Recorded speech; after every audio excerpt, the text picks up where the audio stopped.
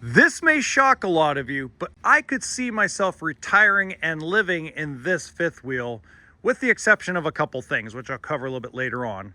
But this is a 2026 Grand Design Reflection 337 RLS. It's got 2 power awnings. A lot of the stuff that you're going to see in a 37 and a half foot fifth wheel, sorry. You got your roof ladder, prep for a backup camera, auto level system, which always should be standard on something this big. Smaller stuff, I'm a weight guy, so when you go to a smaller fifth wheel than this, I'm more worried about weight than auto level. Oh, good lord. Okay, let's see if we could do this two-handed. Whoop. Okay. Now this I love. I love how wide, how big, how tall that pass-through storage is. I also like that they put a light in here that I'm pretty sure is pretty bright, but it's not just on one side, it's on the other. So they spend an extra $4 or $5 to put actual second light in there. Yes. Sorry, it's the little things for me, guys, because almost everybody builds it similarly. To me, this is better than a Brinkley, okay? Yes, Grand Design has had their issues with frame failure and frame flex in the past. But when I walk in here, and they don't do the automotive auto bodies experimental seal, they build it like a regular RV. That's okay to me.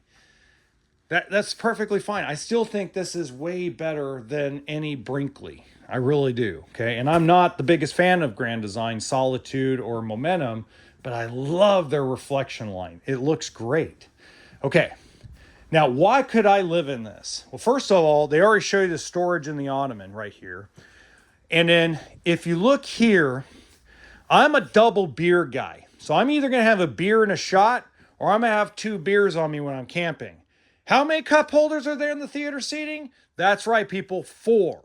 So that means I can have my shot and my beer, or I can have my cocktail and my beer, or I can have both my beers. So to me, that's exciting, and you don't feel like they're clumped up on each other. There's actually some space in between. You also can charge your USB, plug in USB to charge your iPhone or any of your tablets. Sleeper sofa. I like all the windows. So this reminds me a lot of a Sanibel by Primetime. Lots of windows. One thing I will say is, and again, it's not their fault. They're just trying, they build all their slides the same size, okay?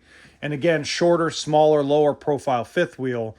I wish I could put a bigger TV there, which I probably could if I pulled it out, didn't care about the drawer, and took it down when I was traveling. Okay. I like that they actually made, now of course that one fell, so forgive them, but I like that it's adjustable. I can adjust it to what I need. So if I need a taller area to put all my pots and pans, I can adjust the entire shelving. And I bet you if I called Grand Design, I bet you I could add or ask them to send me an extra shelf. I bet you I could do that. The other thing I like about this one compared to the other reflections that I've done is the cooktop is taller, the oven is bigger, the microwave is bigger, and the island storage is a lot better than a lot of other floor plans that I've filmed. Now, of course, it does come with a price tag of $80,000, but I digress. And this is something that I've loved about Keystone. Like I have this in the Keystone Cougar, right? So the Keystone Cougar that we have, I have all this. That's really fabulous. I think it's great that they did this. I also like the bigger refrigerator, bigger freezer. Now, what I don't like, this I can't stand, okay? I can't stand where the toilet is. And again, they've chosen to do the longer shower instead of the deeper shower. And I've talked about this prior. You can't get everything you want. So the longer shower means that there's less space for the toilet, but there's more counter space here than normal. A couple drawers, smaller linen closet. But that's just me, right? There's a lot of people that love that stuff. But I love the bedroom. King size bed. Problem is that there's only a nightstand on one side. So I would trade off having a queen size bed to have the second nightstand. Let me know what you think about that, but that's kind of where I would sit with it. I like the bigger closet, and I like the washer dryer prep. And once again, I have choices and decisions I can make with this space. It's not made for one and only one thing. So good versatility. There are some things, of course, little things I don't like. I really think that this looks cheap as far as the aesthetics of the whole thing. I think that this is really cheesy here. It's something I'm never going to use. I'd rather have a full freestanding table and chairs or it be blank.